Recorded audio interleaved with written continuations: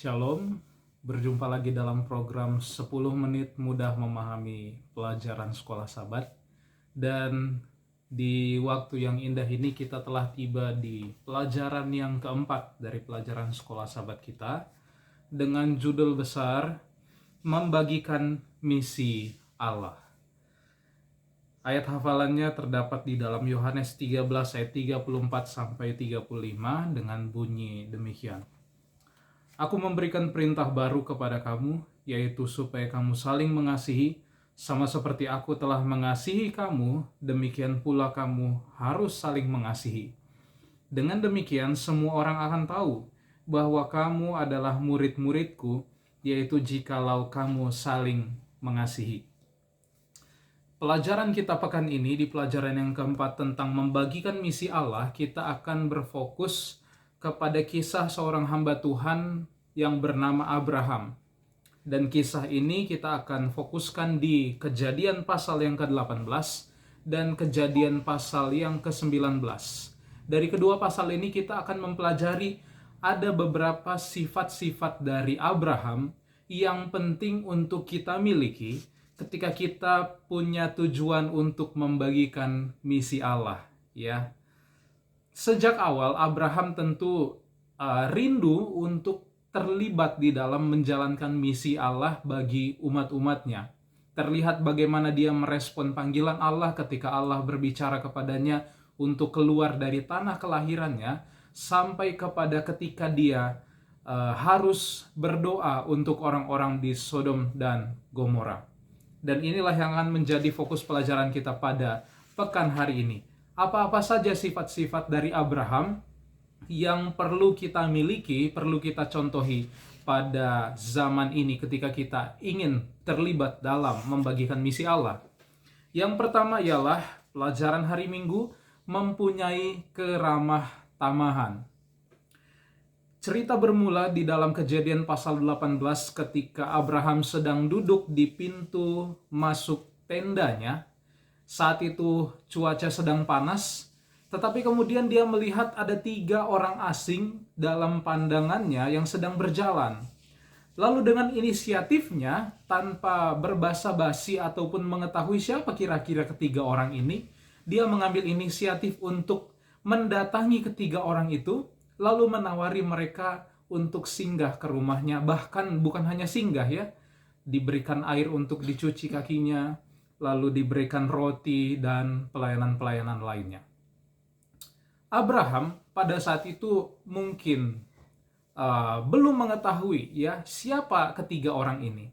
Tetapi dari sikapnya untuk ramah tamah mengundang ketiga orang asing itu untuk datang ke rumahnya, kita dapat lihat bagaimana keramah tamahan itu sangat mempengaruhi tindakan kita dalam mengikuti misi Allah.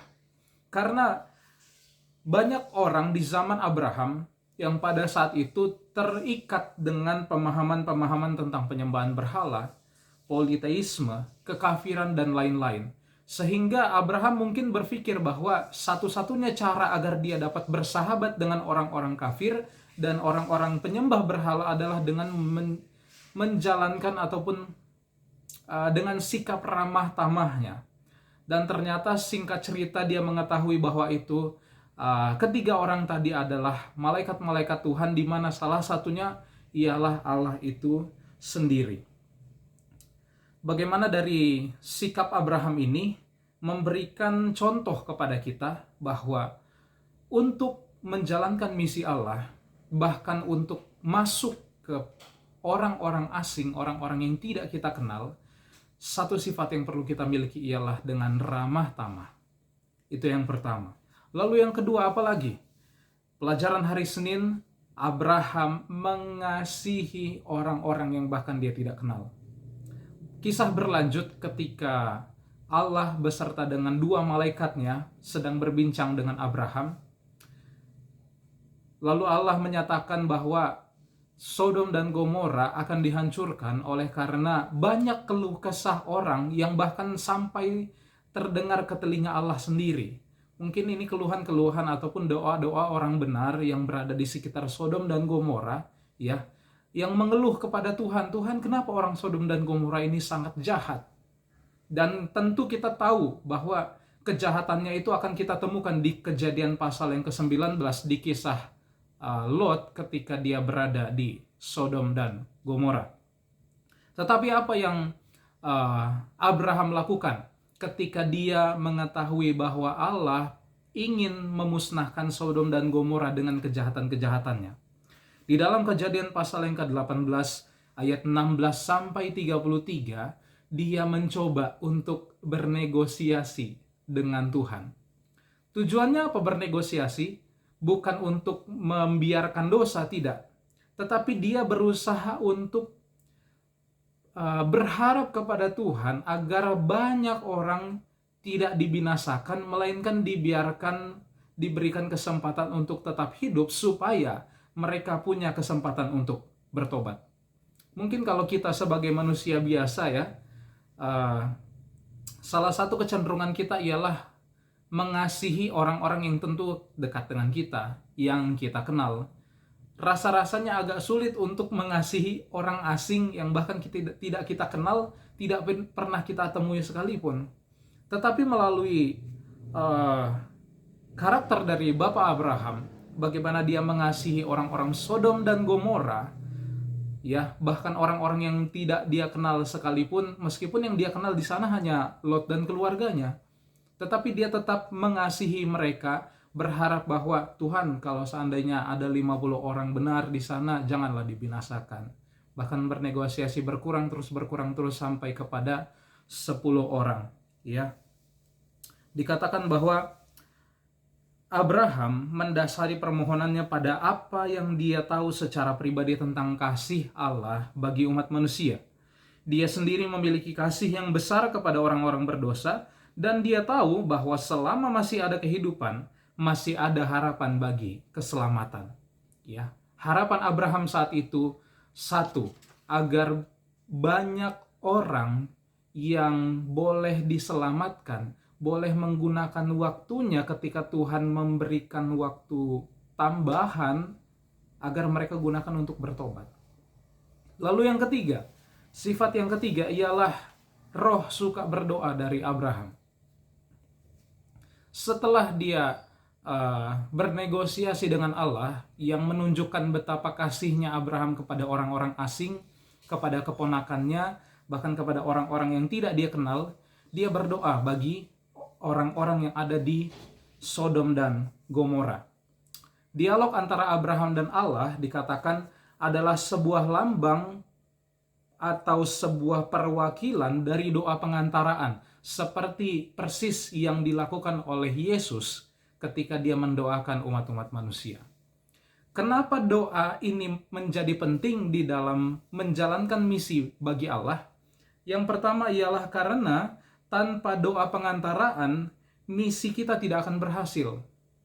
Karena manusia sering dikuasai oleh egois, ya, hanya mau mendoakan diri sendiri.